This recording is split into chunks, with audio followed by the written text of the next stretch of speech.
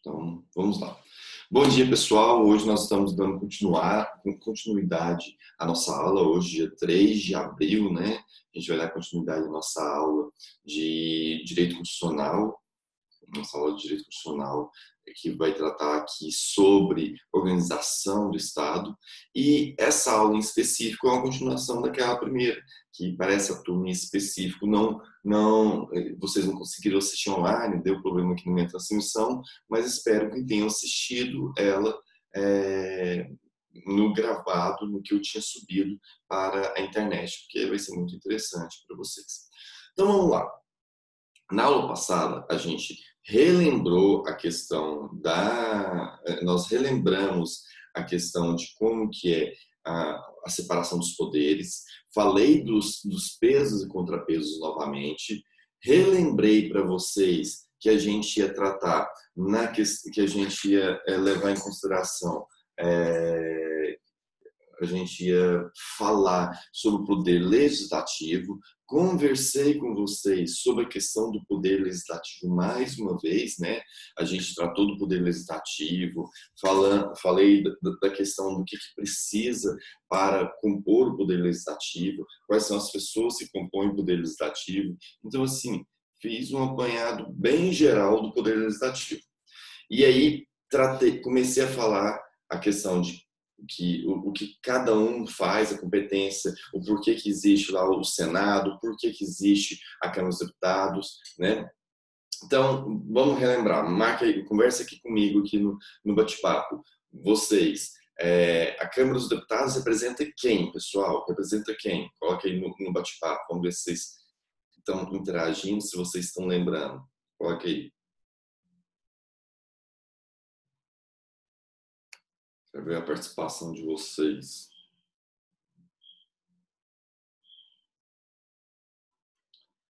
Não, estou falando Câmara dos Deputados. Câmara dos Deputados, nível federal. E representa o quê? Falei na última aula, hein? Câmara dos Deputados representa uma coisa e o Senado representa outra coisa. O que eles representam, pessoal? Vamos ver se vocês viram um vídeo mesmo. Estão acompanhando as aulas.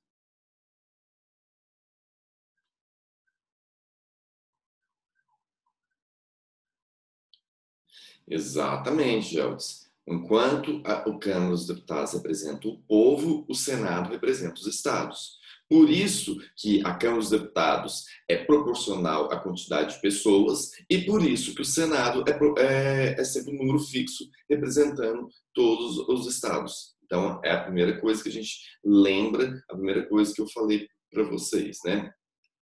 Você lembra que no finalzinho da aula passada eu estava falando das competências privativas do Senado. E aí, nessas questões de competências privativas do Senado, uma das coisas que eu falei é que ele poderia fazer a votação, né, a votação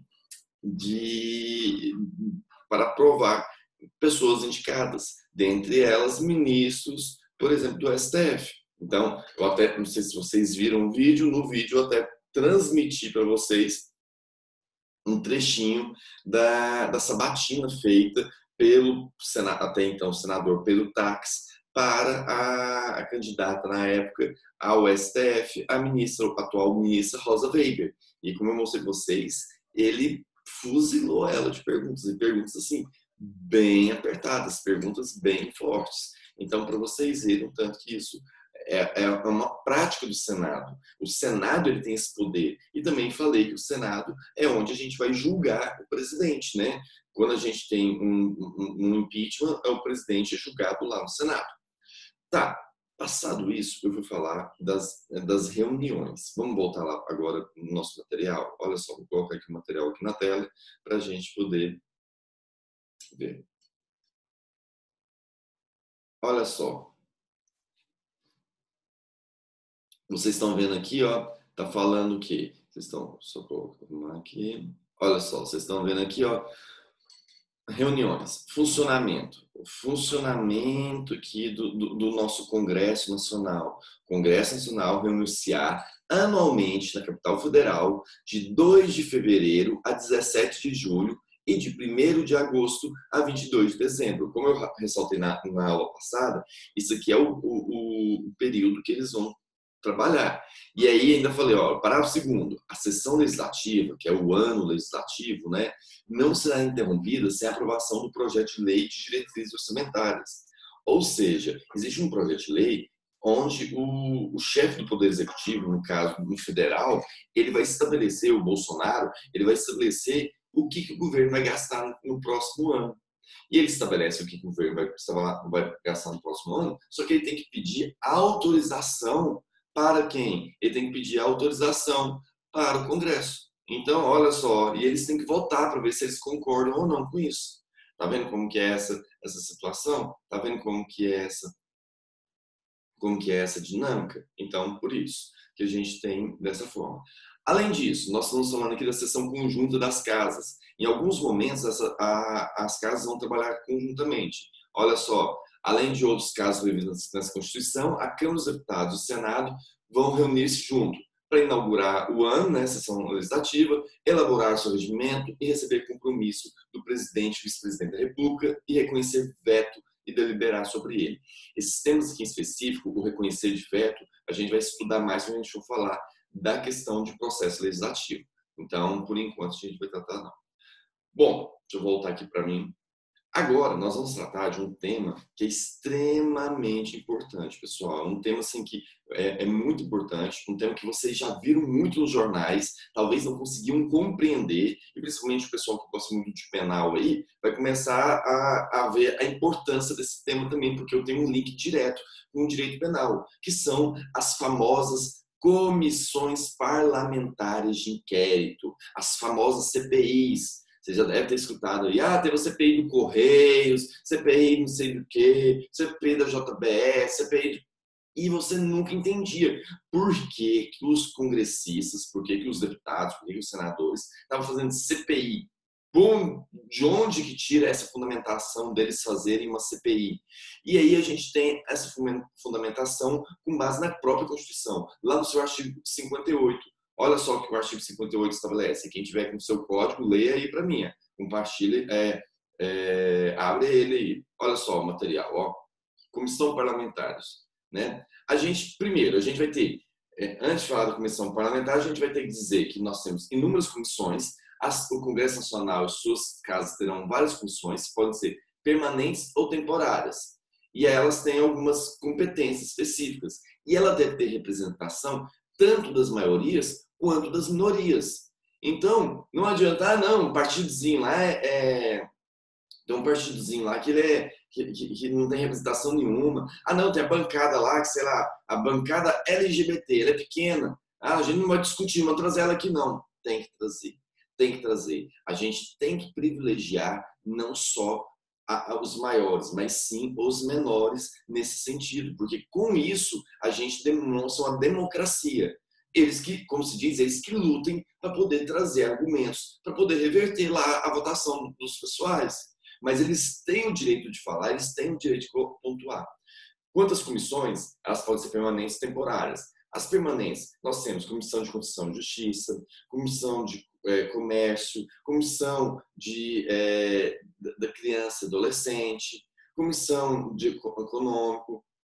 Tem várias comissões. Por que essas várias comissões? Quando você vê lá no Jornal Nacional, todo mundo reunido no plenário, aquilo ali é a finalização de um processo legislativo.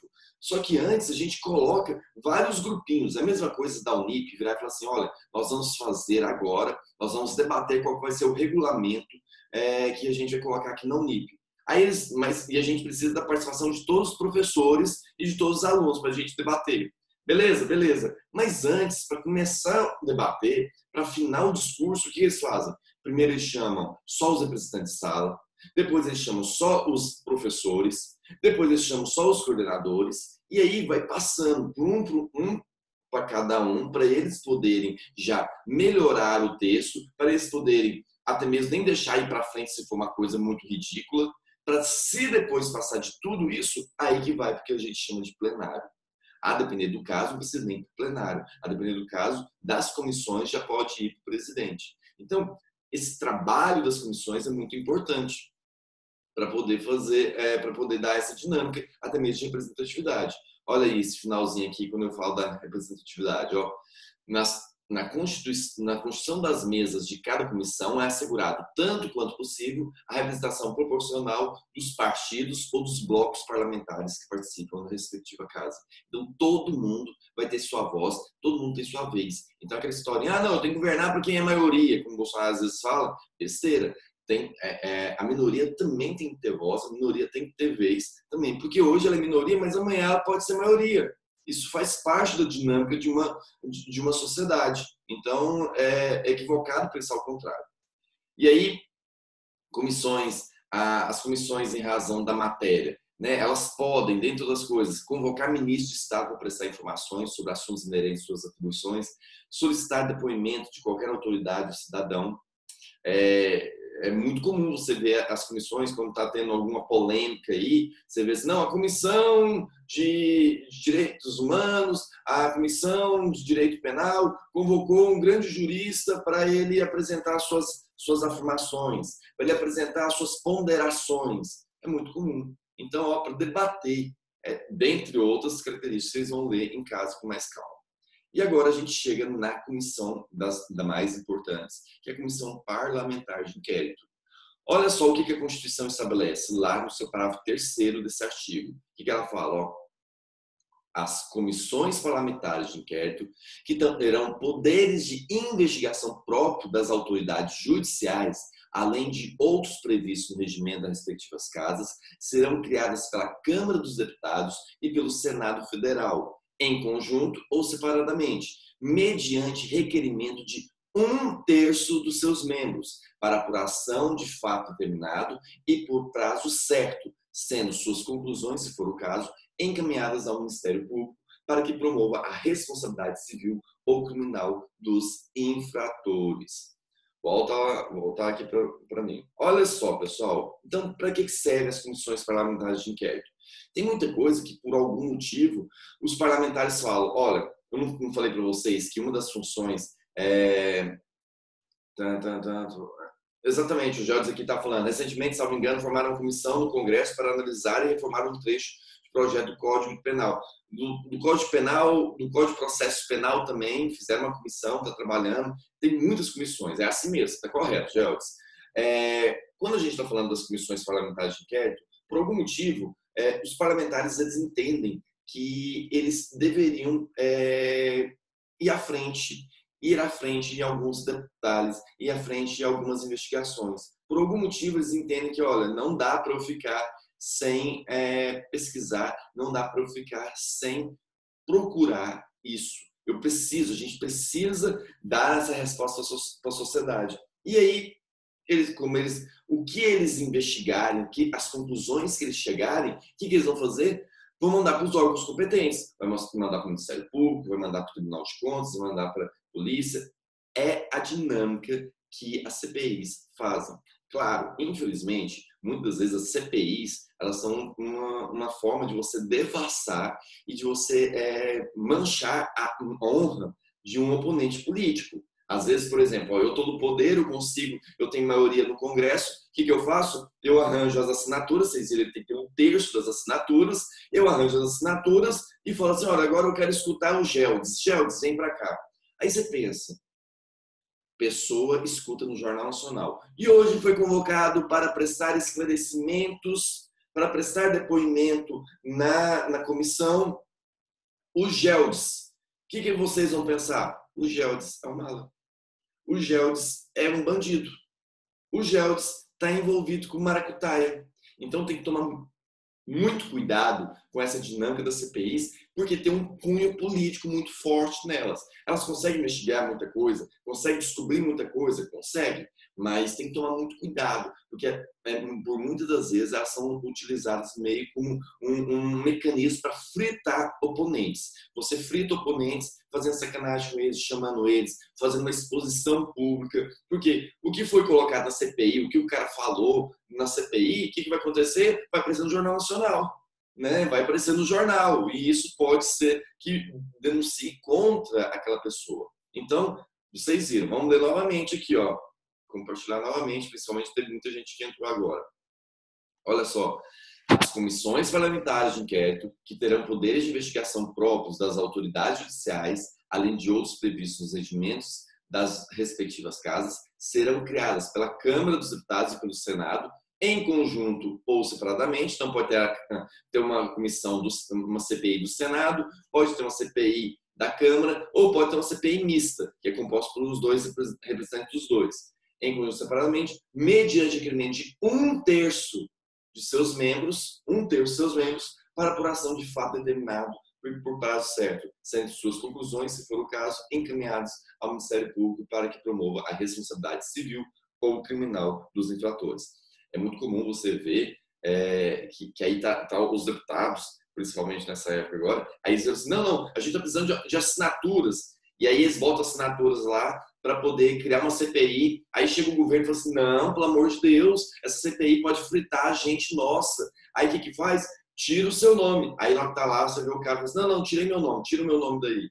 Se vocês olharem, se vocês lembrarem da história recente do Brasil, a gente teve diversas vezes esse tipo de situação. Sobre, não, nós estamos vendo aqui a JBS fez uma coisa errada, vamos abrir a CPI da JBS. Aí precisa de tantas assinaturas. Não, mas aqui tem um parceiro nosso, isso pode dar ruim, não faz isso não coloca não.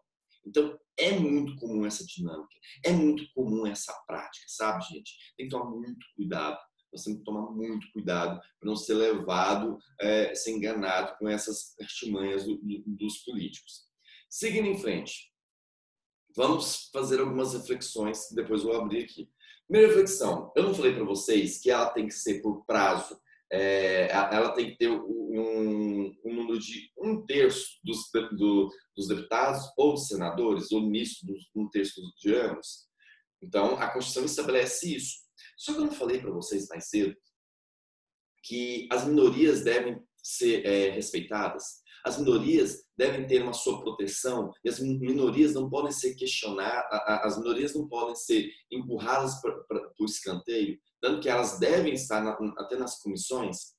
Agora imaginem só, se eu tenho uma minoria está querendo investigar uma situação, e só que essa situação ela é meio que problemática para a maioria. Então a maioria está assim, não, a gente não vai investigar esse tema aí não, esse tema é muito perigoso e tal. E aí o que a minoria faz? Pô, eu sou minoria, eu nunca vou conseguir ter um terço dessas assinaturas, porque eu sou menor. E aí, nunca ia ter comissão parlamentar de inquérito? Deixa eu contar um segredo para vocês, isso foi parar no STF. E o STF abrandou essa norma. O STF falou que, em regra, tem que ter um terço. Porém, quando o tema se tratar de questões que está envolvendo direitos de minorias, mesmo com menos assinaturas, é permitido instaurar a CPI. Porque senão você estaria prejudicando a possibilidade dessas minorias terem o acesso a isso. Daqui a pouco a gente vai ler o HC. Também, outra coisa que vocês leram é que a gente tem, que quando a gente vai fazer a CPI, eles falam assim, que eles vão fazer investigação e tal, e isso tem que ser por um caso certo, tem que ser por um fato certo. Eu não posso fazer uma CPI para, sei lá, eu quero fatos genéricos, eu quero fazer a CPI contra a corrupção do Brasil. Olha que fato mais genérico. Corrupção do Brasil aonde? No Congresso, no município de Goiânia, na prefeitura, no Hospital das Clínicas, na Unip. Gente, é muito genérico. Não, você tem que estabelecer um fato determinado. Você tem que estabelecer um ponto em específico. Você tem que estabelecer qual que é o objeto que vai ser investigado. E aí esse objeto a ser investigado, depois, na hora que você está investigando, pode ser que você veja que, nossa, você puxou o fio da meada e você vai ver que tem outras coisas por detrás. Você pode ampliar? Aí beleza. O que você não pode colocar uma coisa extremamente genérica. Mas a possibilidade de você ampliar essa investigação é totalmente permitido. Para os que estão chegando agora, né, que eu estou vendo que tem uma galera que está chegando agora, se lembrem duas coisas. Eu sempre começo a aula no horário. Primeiro, eu sempre começo a aula no horário. E segundo, nós estamos agora falando de comissões parlamentares de inquérito, as famosas CPIs, tá? Então, vocês não caírem de paraquedas que falam assim, né, vamos falando de penal aqui, né? Vocês não acharem que estão na aula errada, tá bom? Então, só vou fazer. Bom dia, Vivian. Vamos lá, pessoal. Seguindo em frente. Seguindo em frente. Outro ponto que também a gente pode levar em consideração é que é o seguinte: a CPI ela pode tratar de assuntos que a gente está que tem envolvendo a política, que envolve o Brasil nessa questão de uma investigação, de um crime, mas a CPI também pode tratar de assuntos que envolvam a vida privada, que são partes da vida privada, mas que tenha estrita relevância estrita relevância pública. Que é um exemplo que eu cito aqui no nosso material, daqui a pouco eu vou mostrar para vocês, é a questão do que a CPI que a gente teve, da CPI do futebol. Teve uma CPI do futebol, gente, para investigar o que? Primeiro, se havia venda de resultados, se havia suborno para juízes, se tinha times que estavam recebendo dinheiro para perder. E também teve até uma que, não sei se vocês lembram, eu vou ver se eu acho, deixa eu ver se eu acho aqui, que teve a CPI que convocou, sabe quem? Convocou o Zagallo e o Ronaldinho Gaúcho por conta da Copa de 98. Chamaram eles para saber o que aconteceu na Copa de 98, se a Copa de 98 foi vendida ou não. Tem lógica?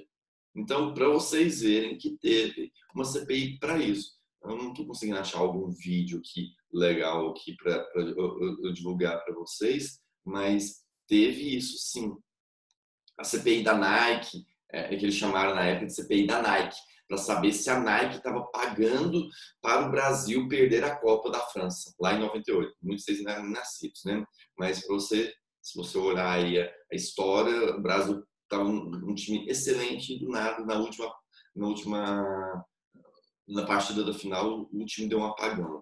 Olha só, que coisa mais louca, e teve uma CPI.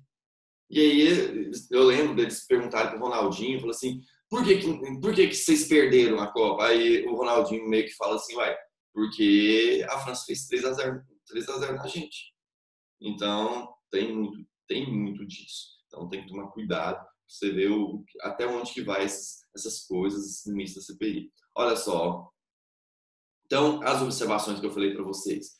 O STJ já permitiu a criação de CPIs com número inferior de assinaturas, né, para garantir o direito das minorias. Não é cabível a apuração de fatos genéricos, como eu falei, a corrupção no Brasil. Você tem que estabelecer fatos determinados.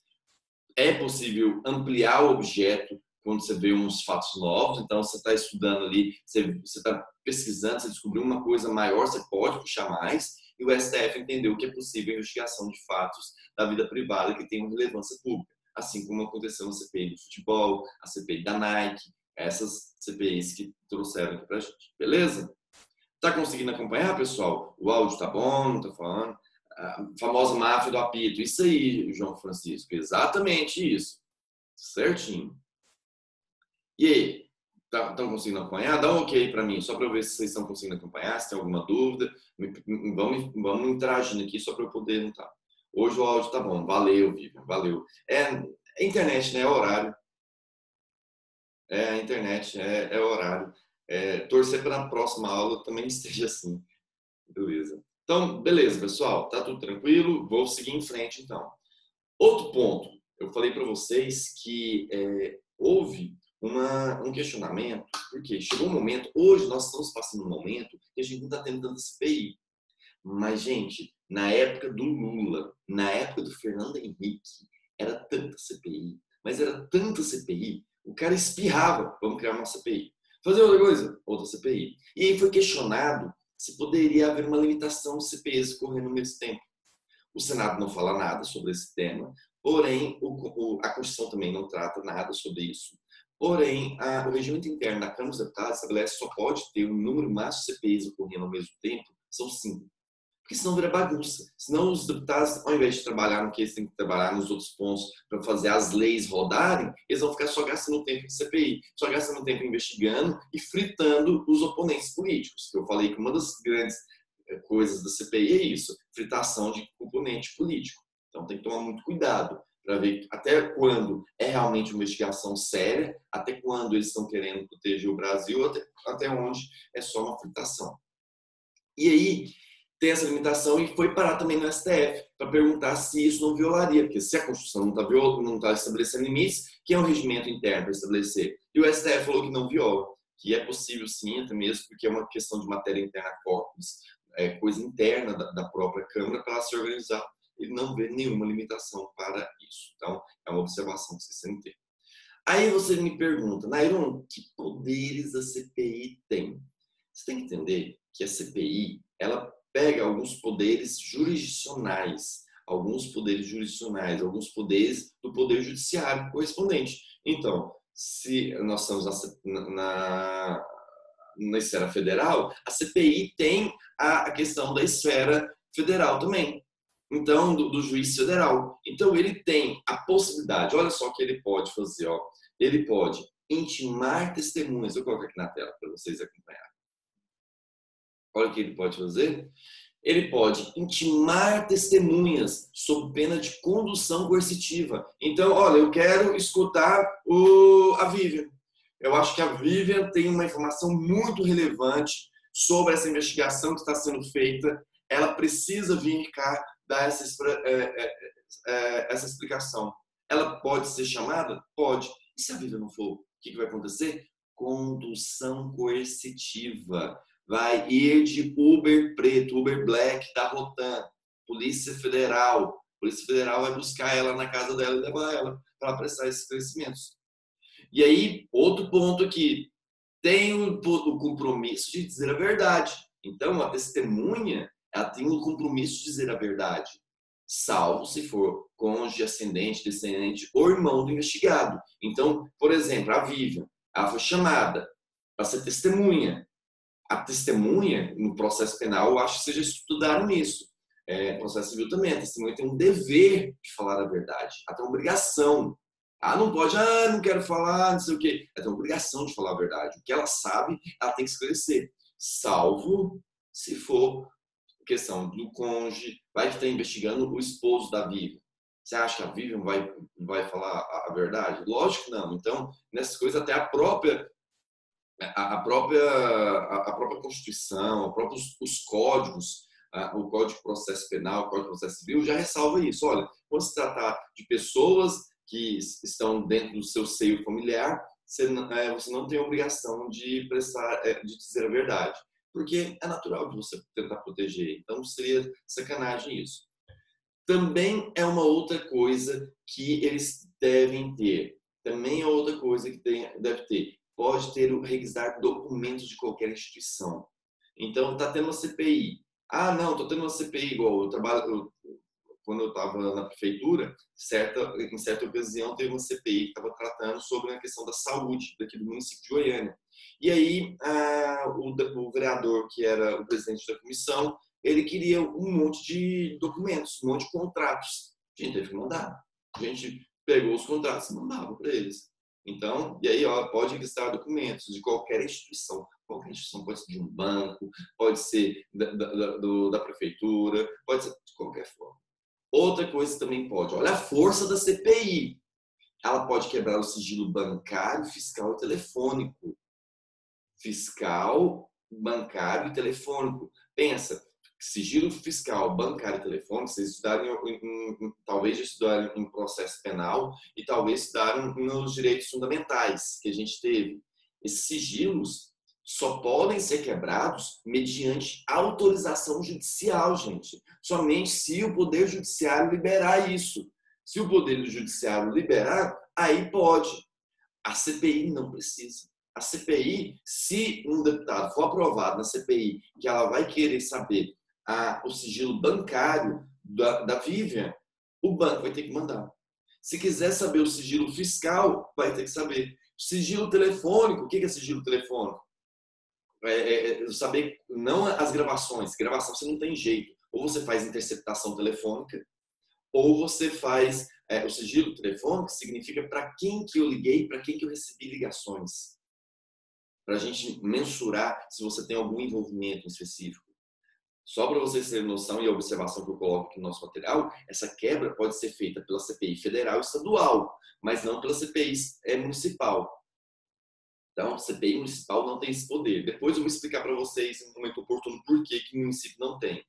E todas essas devem ser fundamentadas. Você tem que justificar. Por que eu estou querendo saber o sigilo bancário dele? Eu tenho que demonstrar. Não, agora eu quero saber se tem sigilo, se ele recebeu dinheiro. Ué, não, você está defaçando a intimidade do cara. Você tem que demonstrar, olha, dizem que ele recebeu um dinheiro para poder fazer aquilo outro, e que foi depositado, não sei o que, em tal ano.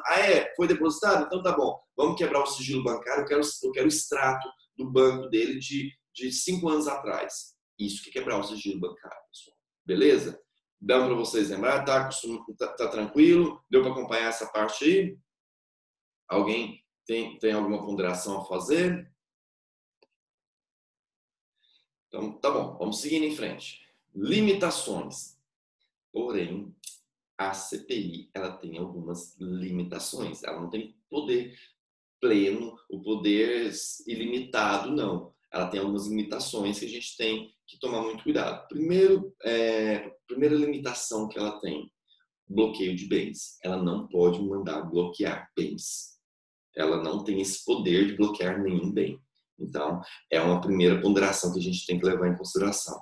Ela não vai conseguir bloquear bens. Segunda ponderação, ela não pode estabelecer prisões preventivas. Não pode estabelecer prisões preventivas. O que é prisão preventiva, pessoal? Prisão preventiva é ela chegar e falar, olha, eu vou prender você agora, preventivamente. Agora, o que acontece? Pode ter prisão em algumas situações. Daqui a pouco a gente vai falar qual vai ser as situações que pode ter prisão. Por exemplo, se por exemplo a gente vê que se tiver um flagrante, no caso de flagrante, por exemplo, se a gente vê que, por exemplo, o cara está mentindo, tem documentação, aí pode ser sim ser feita a prisão. Mas prisões preventivas, de forma alguma. Então, que eu fiz até uma observação aqui, depois vocês vão ver, prisão flagrante, prisão provisória. Depois, busca domiciliar. Eu também não posso fazer uma busca domiciliar. Olha, eu preciso que seja feita uma busca na casa da Vivian para saber se tem algum documento negativo. A gente não pode fazer uma devassa. Eu posso solicitar documentos, mas eu não posso chegar lá e mandar os policiais fazer uma devassa na sua casa. Isso não pode. Isso é somente por autorização judicial. E também a interceptação telefônica, a escuta, o grampo telefônico. Isso também somente por autorização judiciária. Para ter uma interceptação telefônica, tem que pedir para o Poder Judiciário para ele autorizar essa interceptação. Entenderam? Não é qualquer pessoa que pode fazer isso, não. Isso é para vocês verem, tem algumas limitações aqui. Além disso, um outro problema que a gente tem, que é o direito ao silêncio. Nairon, vamos lá. Primeiro você falou que vai ter as testemunhas que vão lá. As testemunhas que vão lá, elas têm um direito, elas têm a obrigação de falar a verdade. É isso.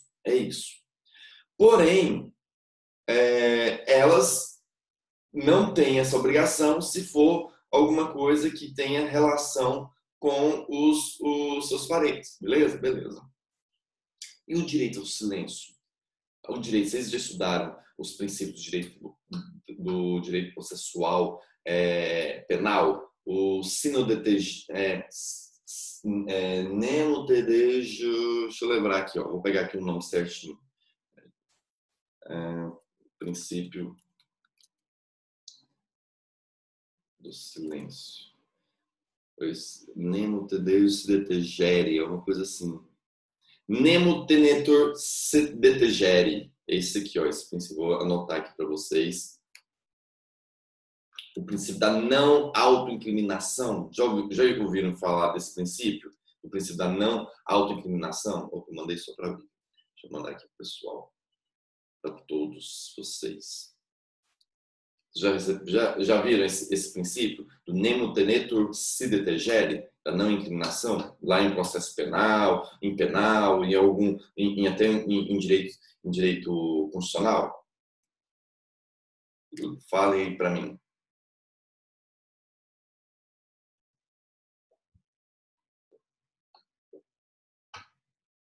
Se manifeste, estou esperando. Não. Vitor falou que não. Alguém mais? Não, não. O que esse princípio ele estabelece, pessoal?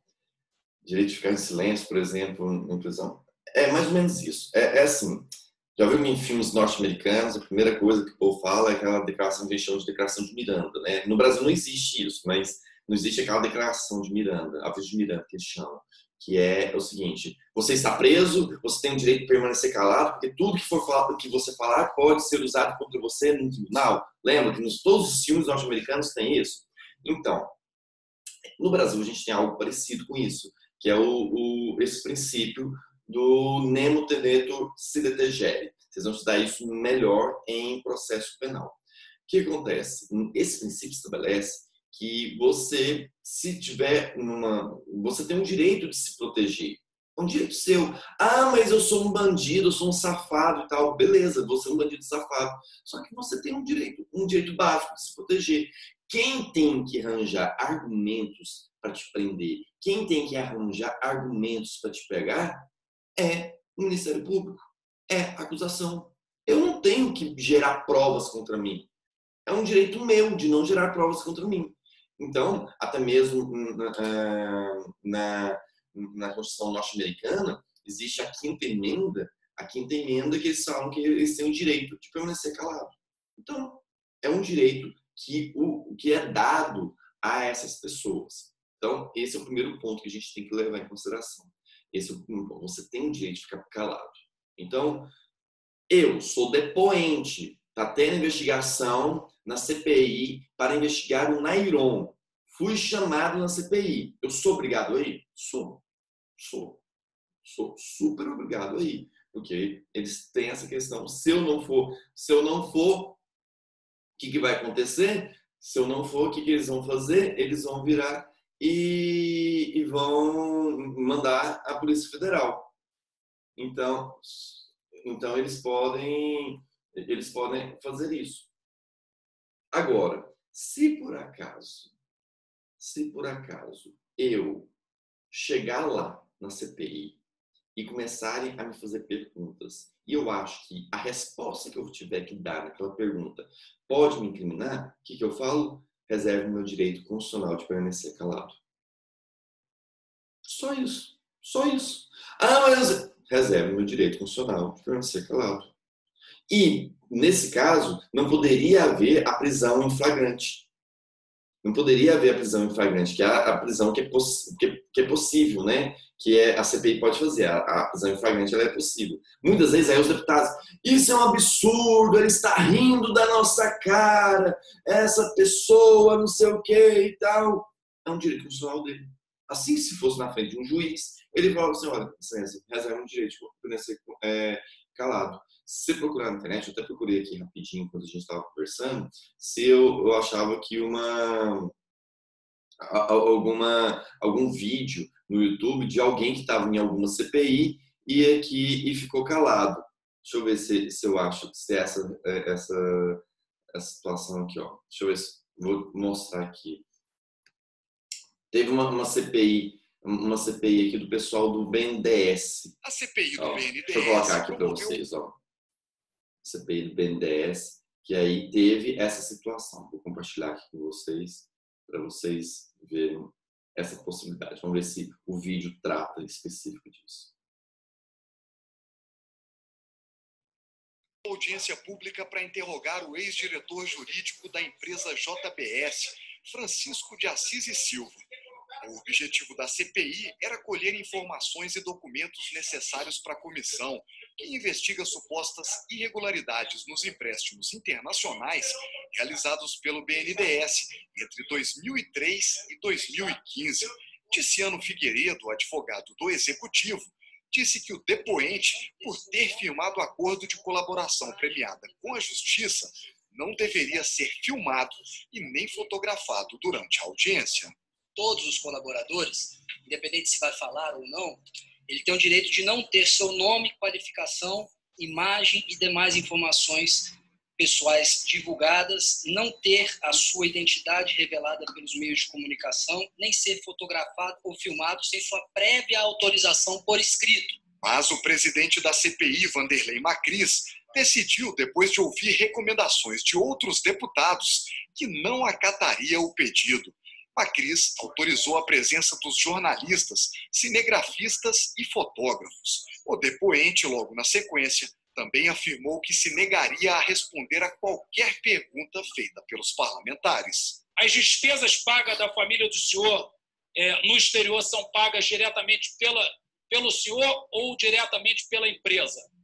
Usarei o direito constitucional de permanecer em silêncio, Excelência. Deputados lembraram que o depoente já fez delação premiada, mas está se negando a fornecer a senha de um celular que foi apreendido.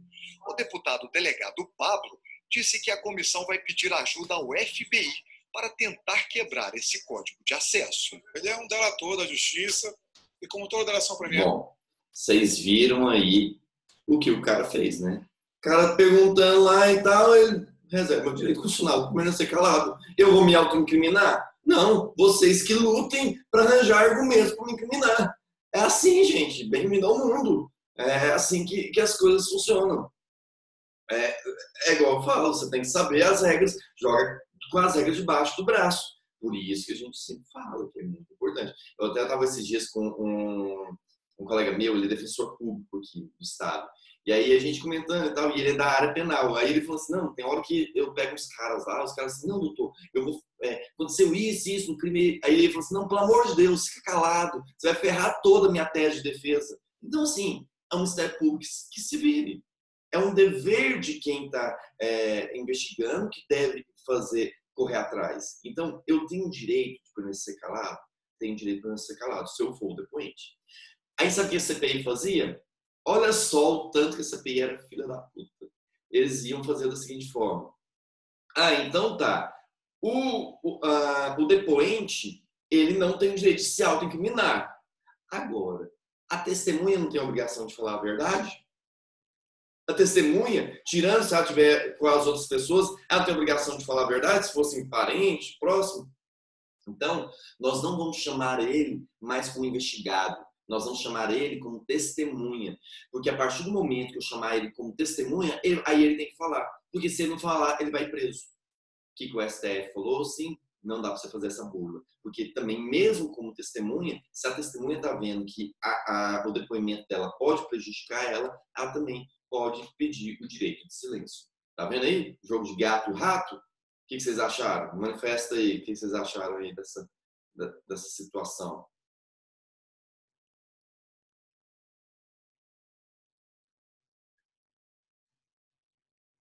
Isso, assim, se vocês forem olhar, pessoal, por isso que eu pego no penal... Tem, não, mas isso também tem no penal aqui fora. Tem muito disso. O problema é que, igual eu te falo, a questão a depender da situação, do momento. Se pega um Zé Manézinho aí, se o Zé Manézinho, a polícia pegou ele, tá só ele e a polícia lá, meu filho, o cara condena até o que a mãe fez, até o que Cristo cometeu. O que Cristo fez, o que Cristo não fez. O cara fala. Então, sim, tem tudo isso, né? Infelizmente, tem esse tipo de situação. Mas existe esses direitos existem, mas a aplicação deles aí fica um pouquinho mais restrita, até mesmo de como a gente vê na prática. E se vocês forem procurar, se você procurar na internet CPI, direito de ficar em silêncio, vai ver um monte de CPI, um monte de coisa que aconteceu desse estilo, dessa mesma forma. Aí, beleza. Após finalizar tudo isso, fizemos uma investigação enorme.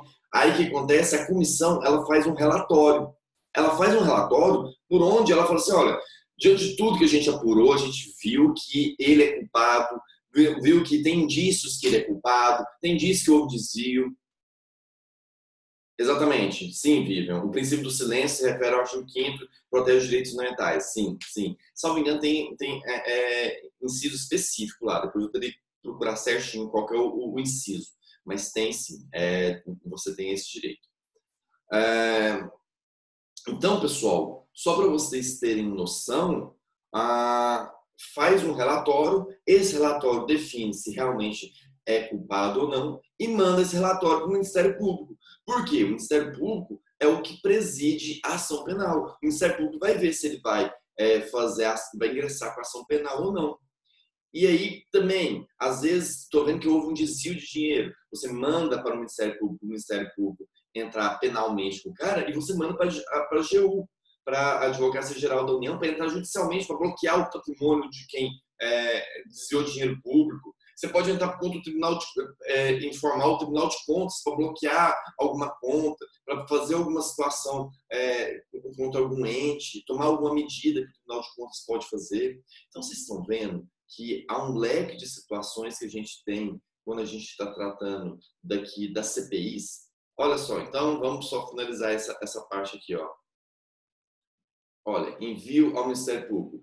Após finalizar as suas conclusões, a CPI pode enviar os relatórios para todos os órgãos, como a Advocacia Geral da União, tribunais de contas e também o Ministério Público, para que assim seja promovida a responsabilidade civil e ou criminal por ações apuradas, bem como a adoção de outras medidas correspondentes. Viram aí? Só fechar aqui. Fechar. Deixa eu ver quem perguntou aqui. O Geldes. Em resumo, o CPI exerce a mesma função de delegado de polícia?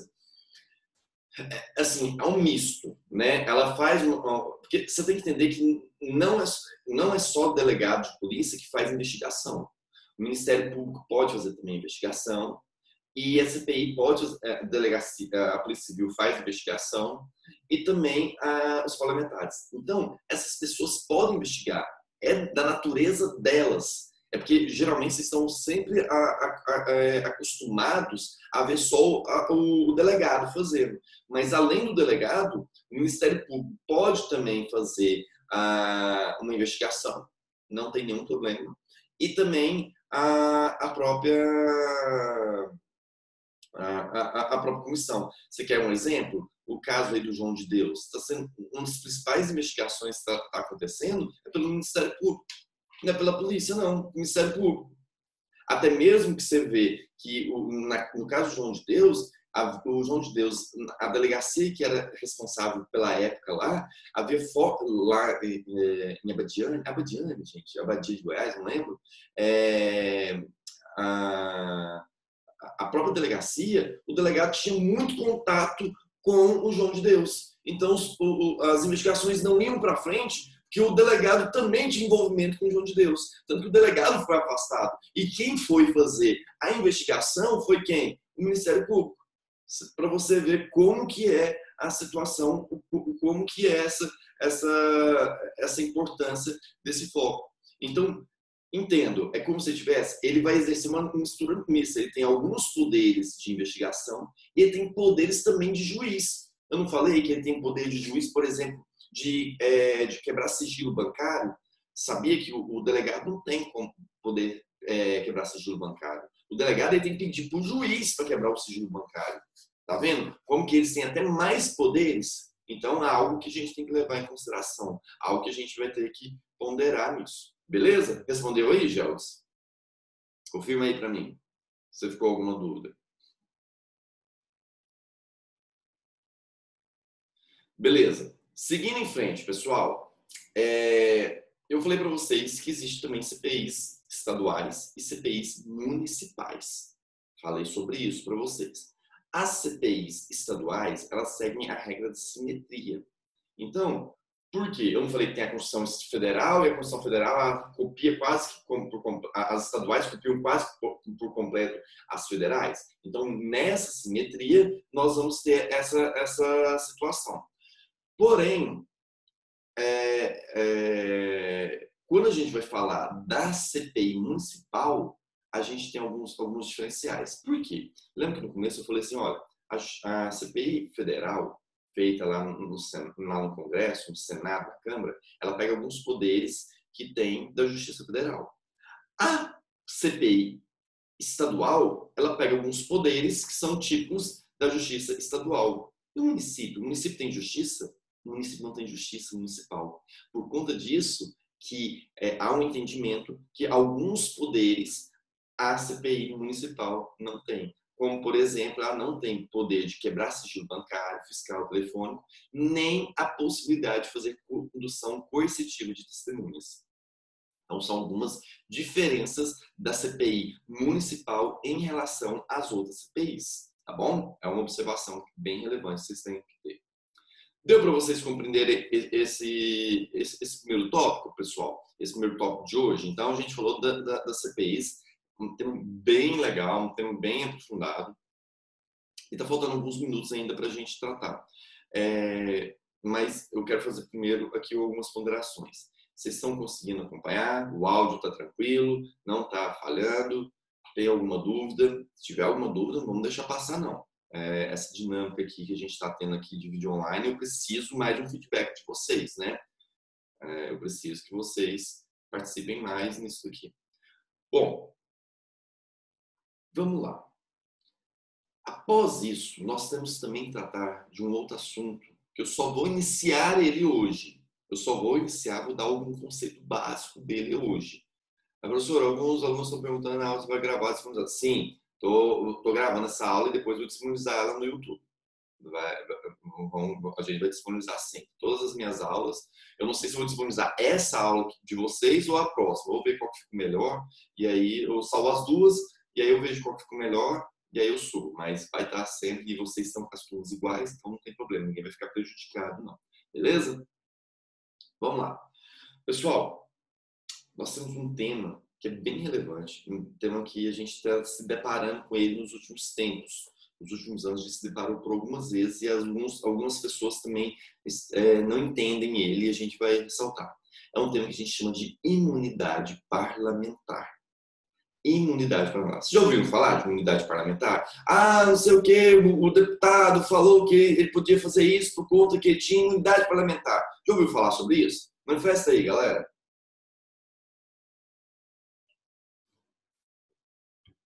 A Vivian já me falou aqui que já. Alguém mais? Ou só eu que estou assistindo o Jornal Nacional?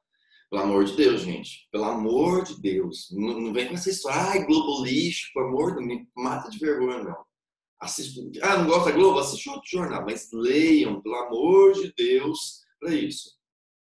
A Lula tentou virar ministro, tem imunidade. Não é, na verdade, não era imunidade que ele queria. Era uma outra coisa, mas assim... a gente vai ter, eu vou explicar também mais à frente. Eu vou falar de imunidade de Covid, só não tem como já ter. Não, isso não, Gelson.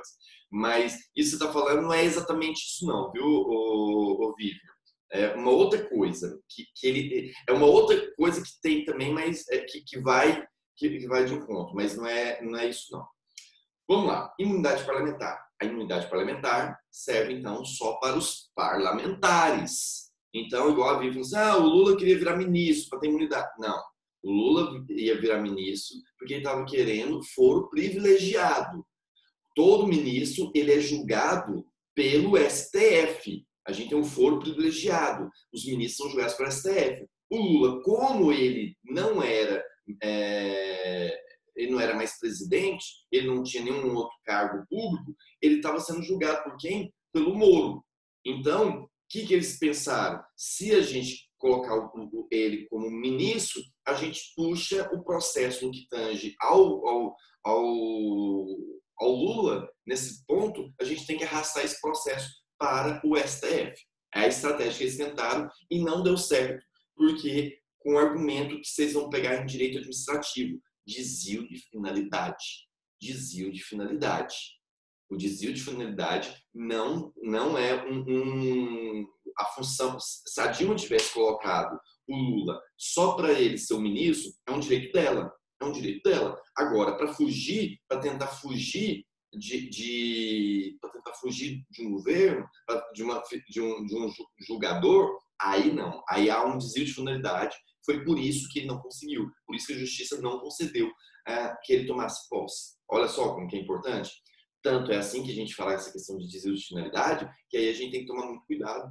Também é igual eu brinco. Às vezes o Bolsonaro, ele tem até as boas intenções, mas ele conversa demais. Ele conversa demais. Se ele ficasse calado, ele ajudava muito a vida dele. Você pega o que aconteceu com o Bolsonaro recentemente. Ele falou que ia cortar as verbas da Globo, assinatura da Folha de São Paulo, blá, blá, blá, blá, né? O que acontece? Ele pode fazer isso? Pode. É um direito dele. Só que aí ele chega na TV e fala, vou cortar o dinheiro deles porque nós temos que ver que eles falam mal de mim. Então não vai ter, vai acabar a mamata. Não vai ter agora mais. Falam mal de mim. Não tem isso. Olha só, o desvio de finalidade. Então, só quem fala bem do presidente é que vai ter verba. Então, nessa situação, ele não está pensando, não é porque ele está querendo conseguir de dinheiro, custos. Na verdade, ele está querendo manipular o dinheiro. Tá vendo? Então, com essa declaração, ele poderia ter se mesmo prejudicado. E isso, para mim, é um argumento fortíssimo, por exemplo, de crime de responsabilidade. Então, por isso que eu te falo, que tome cuidado com o que se fala. Às vezes, você pode ter a intenção, mas tem que ficar calado, para não dar um tiro no pé. Então, a imunidade parlamentar, o que ela é? É um conjunto de prerrogativas. Vou até compartilhar aqui para vocês lerem junto comigo. A imunidade parlamentar traz um conjunto de prerrogativas destinadas a assegurar o livre exercício da função parlamentar. É uma prerrogativa e não um privilégio. E, por isso, não viola o princípio da igualdade. Então, por que os parlamentares podem ou não posso? Quando acaba o mandato, fim do mandato parlamentar, ele perde imunidade, já que essa é do cargo e não da pessoa. Enquanto ele é parlamentar, ele pode falar o que ele quiser. Mas acabar, não. Por não ser da pessoa, mas sim do cargo, ele não pode renunciar. Também não pode virar e fazer bravatas.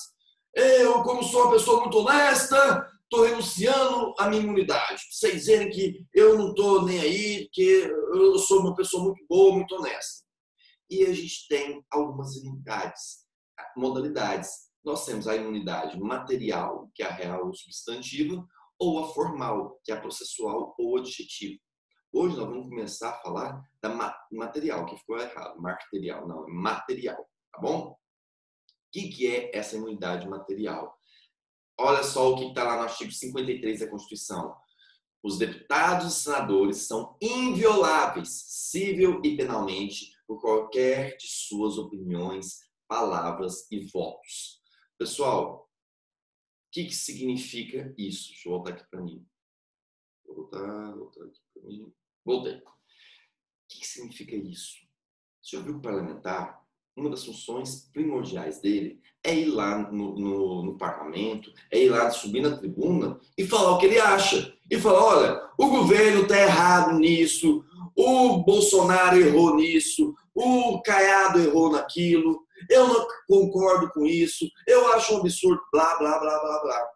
Os parlamentares, eles estão lá para falar. A função deles, a origem do parlamento é exatamente essa. Representantes do povo que estão ali para poder expor os seus argumentos, para poder representar o povo, para poder falar, para poder questionar. Agora imagina, se um parlamentar não tiver liberdade de falar, quem que vai ter liberdade? Já pensou se ele for penalizado pelo que eles falam? Aí é por isso a frase mais ouvida, Vossa Excelência é um grandíssimo ladrão. Aí até é porque eles gostam muito dessa questão de Vossa Excelência e tal. Mas você podia falar assim, você vai tomar naquele seu lugar e tal? Poderia. Só que aí você vai ver que tem um grande problema.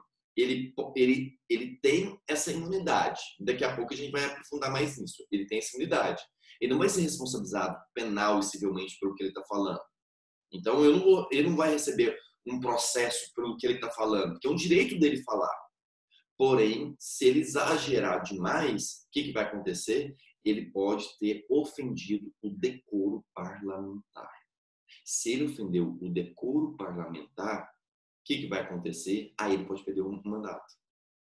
Um exemplo disso, vou dar um exemplo disso. Quem ofendeu o decoro parlamentar? Eduardo Cunha.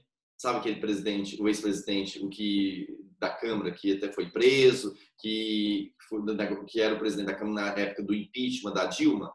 Então, ele tem imunidade parlamentar. Ele foi chamado numa CPI, e na CPI eles viram que ele estava mentindo. Ficou comprovado que ele estava mentindo, que ele falou que não sabia de um dinheiro lá, da origem do dinheiro, e estava lá o dinheiro lá na conta dele, do bonito. E aí, o que acontece? E pegaram gravações, pegaram alguns documentos lá. Então, ele sabia do dinheiro. Nessa situação, ele violou o quê? Ele violou o decoro parlamentar. Uma outra pessoa, salvo engano, vou até confirmar aqui, ó, salvo engano, o Demóstenes Torres perdeu também por decoro parlamentar. Deixa eu ver aqui, só confirmar. Eu não me recordo. Deixa eu ver se foi por isso. Deixa eu ver se eu... Isso, por quebra de decoro parlamentar. Aqui, ó, deixa eu achar a notícia aqui para vocês sobre o processo dele. Por quê? Aqui, ó, deixa eu colocar aqui. Vou colocar a notícia para vocês verem junto comigo.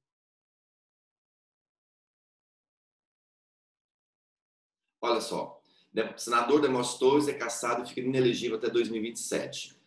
O senador Demóstenes Torres, sem partido, ex-DEM em Goiás, foi cassado nessa quarta 11 por quebra do decoro parlamentar e ficará inelegível até 2027. Ele é acusado de usar o mandato para favorecer o bicheiro Carlos Augusto Ramos, o famoso Carlinhos Cachoeira, né? E aí perdeu pelo Conselho de Ética. Basicamente, é isso. Então, os parlamentares, eles não respondem pelas que eles falam. A função deles é falar mesmo. Eles podem falar, eles podem denunciar, porém, entendam, se eles exagerarem demais, se eles fizerem alguma coisa que extrapole os parâmetros, aí sim pode dizer que houve a quebra do decoro parlamentar. Um parlamentar, ele deve ter uma certa postura, e se ele não tiver essa certa postura, pode sofrer as penalidades. Beleza, pessoal? Na próxima aula, eu aprofundo mais sobre isso. Na próxima aula, a gente volta nesse ponto aqui. A gente vai tratar com isso com mais calma. Vou falar das questões aí, se poderia... O Bolsonaro tem imunidade parlamentar quando ele fala que ele homenageia o brilhante Ustra no impeachment. O Bolsonaro tem, quando ele era deputado, ele tem imunidade parlamentar quando ele fala que uma mulher, a Maria do Rosário, ela não é estuprada porque ela é feia demais. Ele teria imunidade parlamentar nessas situações? Nós vamos discutir sobre isso na próxima aula, para vocês verem que é um tema bem polêmico. A CPI pode ter acesso a extratos bancários e outras coisas sem precisar de mandato, como funciona isso? A Vivian perguntou isso. Olha só o que a Vivian perguntou. A CPI pode sempre ter acesso a extratos bancários e outras coisas sem precisar de mandato. Como funciona isso? O que acontece? A CPI, ela chega e fala o seguinte: estamos aqui olhando a situação aqui da Vivian. A Vivian é dona de uma empresa que está negociando com a União e nós estamos achando que a Vivian está desviando dinheiro público, fazendo alguma coisa, mandando aqui para um político. Como é que a gente vai descobrir isso? Sabe, dos dados. Então, a gente tem os indícios e para isso tem que ver. Aí eles têm que demonstrar que há uma justificativa, eles fazem essa justificativa, essa justificativa é razoável, a CPI vota, se for aprovada na CPI, por isso que a CPI é composta por vários grupos, não é só dos que pediram, não. Vai ter as minorias, as maiorias, vai ter um monte de grupos lá dentro. Se for aprovado esse pedido, o que vai acontecer? Eles quebram isso. Eles quebram, vão ter o acesso a isso. A única coisa que eles não têm é a interceptação telefônica, né? Como eu falei para vocês. Mas eles podem quebrar o sigilo bancário? Pode quebrar o sigilo bancário. Pode quebrar o sigilo fiscal para ver o que você está ganhando, o que você está pagando de imposto, a sua declaração do seu imposto de renda. Tranquilo. Eles podem também ter o sigilo dos seus dados, o sigilo telefônico, para saber para quem que você ligou no último mês, pode ter tudo isso. Vocês estão entendendo? Então, é uma estratégia, é uma possibilidade que pode ser feita. Salvo engano, só para você ter noção, no estado do Rio de Janeiro, salvo engano, parece que eles fizeram uma CPI para tentar ajudar a investigação do caso da Marielle, porque estavam vendo a dificuldade da polícia fazer a investigação, e aí os próprios deputados estavam fazendo a investigação da Marielle, do caso Marielle. Você está entendendo? Então, e aí, todas essas quebras poderiam ser feitas. Deu para compreender, Vivian? Ou ficou alguma dúvida? Pode perguntar. Não, alguma coisa, estou no aguardo. Valeu. Então, é isso, pessoal. Na próxima aula a gente continua. Alguma outra dúvida? Alguma outra ponderação? Beleza? Tá tudo ok? Manda aí um okzinho só para eu saber se vocês estão aí. Só para saber que vocês não ligaram o computador aí, deixaram o cachorrinho estudar e vocês foram assistir TV Globinho. Beleza, pessoal? Então tá bom, ó. Espero que tenham gostado. Espero que tá aqui. Foi muito bom dar aula aqui para vocês. Eu não estar aqui. Você está vendo essa? Tem isso, né? Tem isso. Mas assim, vocês estão vendo que a matéria ela é muito gostosa de estudar, porque é tudo que vocês veem no dia a dia, né? Eu gosto dessa questão. A prova também é apavorando. Viu? Eu vou ser bastante sincero. Não preocupe com prova, não. Preocupe em aprender. Vou ser bastante sincero. Preocupe em aprender, porque eu não vou inventar moda na prova. Eu não estou querendo que vocês sejam juristas, não. Eu vou explicar o básico. Eu vou querer o básico aqui dessas informações. Claro, vai ter que estudar, vai. Ainda mais se estão de quarentena, vai ter que estudar. Mais ainda, né? Mas não é coisa do outro mundo, não. Pode ter certeza com isso. Minha função aqui não é querer sacanear ninguém. Mas eu quero que vocês aprendam. E tem que estudar para aprender. Beleza? Estou à disposição. Fiquem com Deus. Até semana que vem.